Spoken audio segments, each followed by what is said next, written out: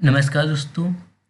इस वीडियो में वर्णमाला से संबंधित महत्वपूर्ण एमसीक्यू का अध्ययन करेंगे जो कि सभी एग्जाम में बार बार आते हैं। आइए समय बर्बाद ना करते हुए हम अपनी क्लास शुरू करते हैं। वर्णमाला किसे कहेंगे? वर्णमाला किसे कहेंगे? तो जैसा कि हम लोग जानते हैं कि वर्णों के व्यवस्थित समूह को वर्णमाला कहते हैं। ऑप्शन डी इसका सही उत्तर है। अगला क्वेश्चन, भाषा की सबसे छोटी इकाई कौन सी है?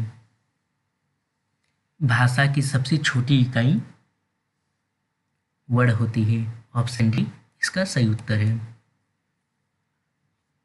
उच्चारित रूप से सबसे छोटी इकाई ध्वनि होती है और लिखित रूप से पूछा जाए तो वर्ड होती है।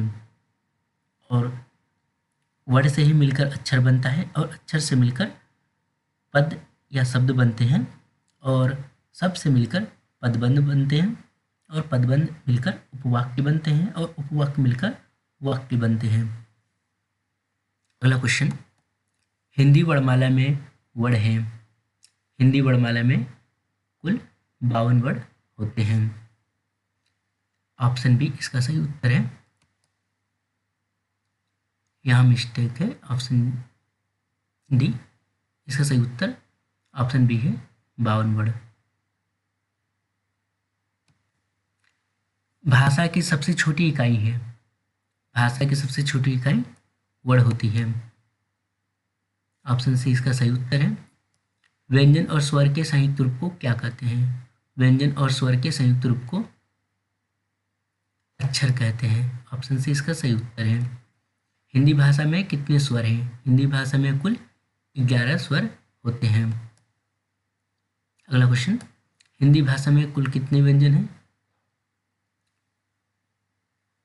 कुल व्यंजन तो 39 होते हैं, 39 बोलते हैं।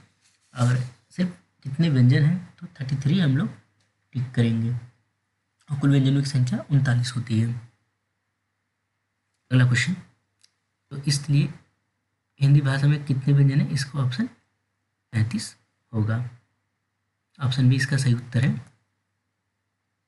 अगला क्वेश्चन, एक से अधिक व्यंजन है। एक से अधिक व्यंजन है अक्षर, जैसे क प्लस अ क, इस तरह अक्षर एक से अधिक व्यंजन है। हिंदी वर्णमाला में व्यंजनों की संख्या है। हिंदी वर्णमाला में व्यंजनों की संख्या 33 है। अगला क्वेश्चन, जिनका उच्चारण स्वतंत्रता से होता है और जो व्यंजन के उच्चारण में सहायक होते हैं उसे कहते हैं स्वर। ऑप्शन बी इसका सही उत्तर है। अगला क्वेश्चन, हिंदी में ध्वनियाँ कितने प्रकार की होती हैं? हिंदी में ध्वनियाँ 2 प्रकार की होती हैं। पहला स्वर, दूसरा व्यंजन। स्वर के 2 भेद होते हैं, ह्रस्व स्वर और दीर्घ स्वर। ह्रस्व स्वर में अ, छोटी, छोटा ऊ, री आते हैं, जबकि दीर्घ स्वर में आ, बड़ी ई, बड़ा ऊ, ई, ऐ, ओ, औ आते हैं। प्लुस स्वर जो कि संस्कृत भाषा में होते हैं, हिंदी में नहीं होते हैं। अगला क्वेश्चन, तो हिंदी में ध्वनि 2 प्रकार के होते हैं। अगला क्वेश्चन पर आते हैं। वर्णमाला में स्पर्श व्यंजनों की संख्या कितनी है? वर्णमाला में स्पर्श व्यंजनों की संख्या 25 होती है।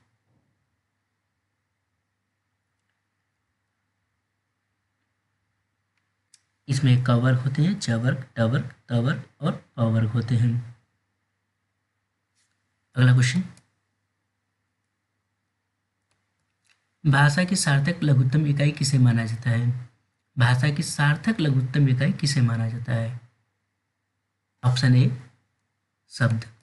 यहाँ पर सार्थक लघुत्तम इकाई शब्द को ही माना जाता है क्योंकि इससे अर्थ निकलता है, सार्थक मीनिंग निकलता है। इसलिए हम वर्ड आंसर देना गलत है। यहाँ सही उत्तर शब्द होगा। अगला क्वेश्चन, लिपि चिन्हों के क्रमबद्ध समूह को कहते हैं? लिपि चिन्हों के क्रमबद्ध समूह को वर्णमाला कहते हैं। ऑप्शन डी इसका सही उत्तर है। अगला क्वेश्चन, वर्णों के समुदाय को कहते हैं, वर्णों के समुदाय को वर्णमाला कहते हैं। ऑप्शन ए इसका सही उत्तर है। हिंदी भाषा में कुल व्यंजन है, हिंदी भाषा में कुल व्यंजन है।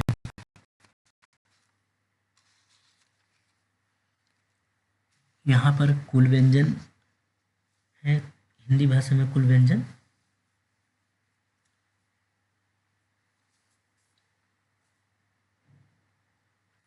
यदि ऑप्शन एग्जाम में 39 ना दी हो तो 33 मारेंगे, ठीक।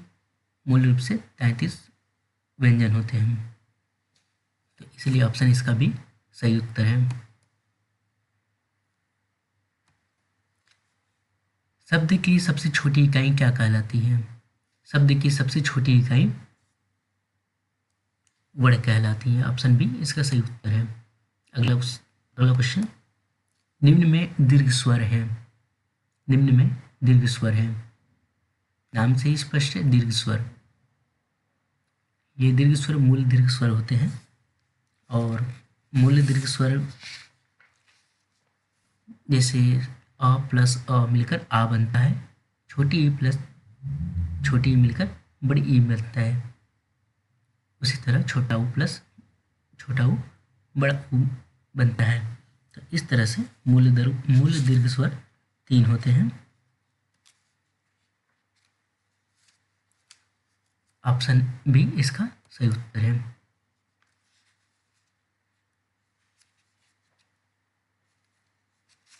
अगला क्वेश्चन, निम्नलिखित में कौन सा मूल दीर्घ स्वर नहीं है? निम्नलिखित में कौन सा मूल दीर्घ स्वर नहीं है?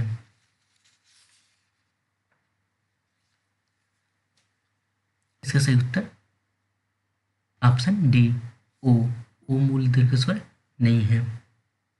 मूल दीर्घ स्वर जिन्हें हम सजाती संधि स्वर भी कहते हैं, ये 3 होते हैं, आ, बड़ी ई और बड़ा ऊ। अगला क्वेश्चन, हिंदी भाषा में हास्य स्वरों की संख्या कितनी है? हिंदी भाषा में हास्य स्वरों की संख्या 4 होती है। यह हास्य स्वर संख्या होती है अ, छोटी ई, छोटा ऊ, री। यह हास्य स्वर संख्या है। तो हास्य स्वरों की संख्या कितनी होती है? 4 होती है। और जबकि दीर्घ स्वर या गुरु स्वर बोलते हैं, जिन्हें द्विमात्रिक भी बोलते हैं, इनकी संख्या 7 होती है।